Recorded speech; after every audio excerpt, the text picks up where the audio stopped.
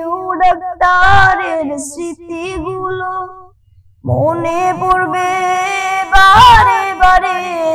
ডাক্তারের চিকিৎসা অনেক ভালো বুঝেছি আমি আগে। বিদায় ডাক্তার বিদায়, বিদায় বাসুদেব স্যার বিদায়। আমাকে বিদায় তুমি দিতে পারো না এবং আমিও তোমাকে বিদায় দিতে পারি না।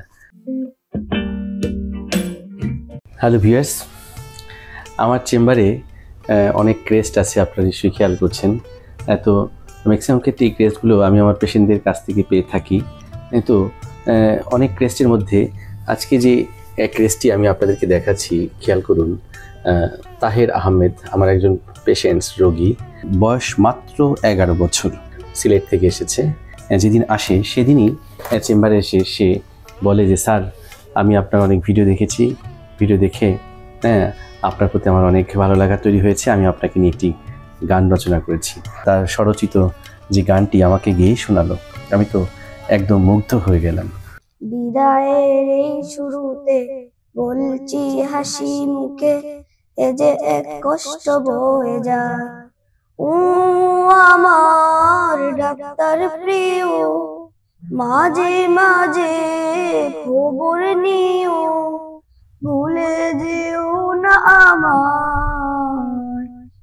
একই সাথে কথা বলা, একই সাথে দেখা করা, ডাক্তারের ব্যবহার তো ভালো ভাবিনি কবু আগে। প্রিয় ডাক্তারের স্মৃতিগুলো মনে পড়বে বারে বারে।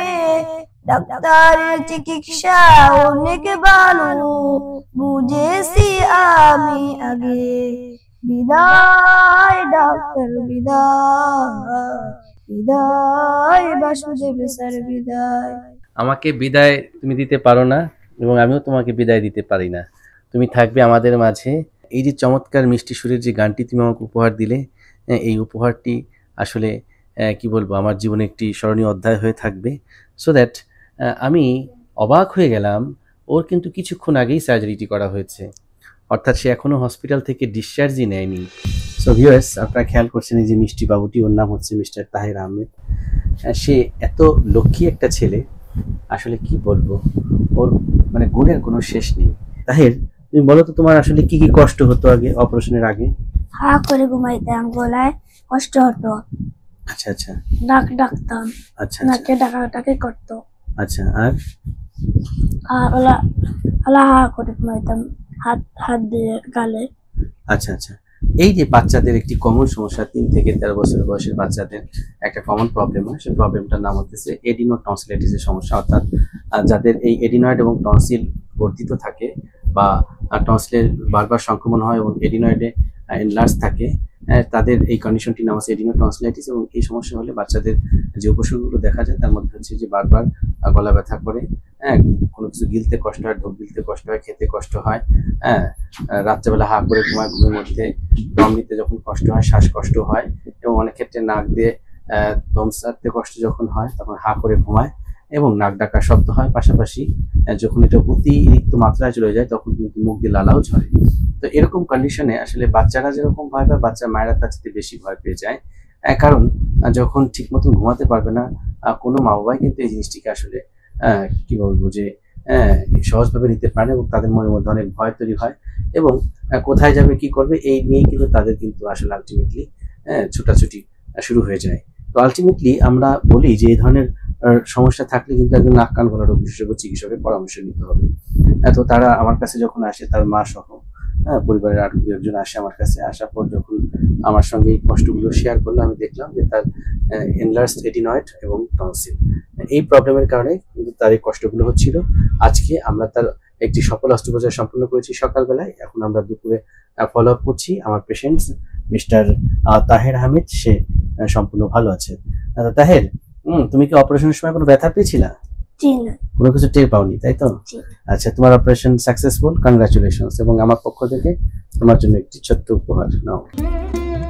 মূলত আমরা যে এডিনো টনসিলেক্টমি সার্জারিটি করেছি, এটি কোয়াগুলেশন মেথডে পেশেন্টের এখানে কোনো ব্লিডিং হ্যাজার্ড থাকে না, কোনো স্টিচিং হ্যাজার্ড নেই, অর্থাৎ পরবর্তীতে এর কোনো কমপ্লিকেশনও আশা করছি হবে না, কারণ তার একটি গুড রিকভারি হয়েছে। ছেলেকে নিয়ে অনেক দুশ্চিন্তা ছিলাম, হাঁ করে ঘুমাতো, কোরআন তিলাওয়াত করতে, গজল গাইতে অনেক অসুবিধা হইতো।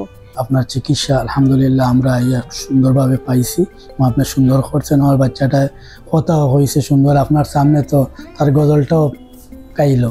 আমরা প্রত্যাশা করি এই যে সোনার টুকরা ছেলেরা, এরাই হয়তোবা দেশটাকে মাতিয়ে রাখবে তাদের মোহনীয় সুরে, তাদের এই সৃজনশীল সৃষ্টিকর্ম ছড়িয়ে পড়বে বাংলার প্রতিটি প্রান্ত থেকে, বাংলার সীমানা পেরিয়ে সারা পৃথিবীতে। সেই দোয়া, সেই আশীর্বাদ আপনারা তার জন্য করবেন। ও একটি কোরআনের পাখি, ও হেফজ পড়ালেখা করছে, ও যেন ইসলামের বার্তা পৌঁছায় দিতে পারে প্রতিটি মানুষের হৃদয়ে। তোমার জন্য অনেক অনেক দোয়া রইল, তুমি অনেক বড় হও। ধন্যবাদ sir, thank you very much. ধন্যবাদ। মাই ডিয়ার ভিউয়ার্স, আপনারা যারা দেখেন আমার ভিডিও, তাদেরকে বলবো যে আপনারা ভয় পাবেন না অপারেশন নিয়ে।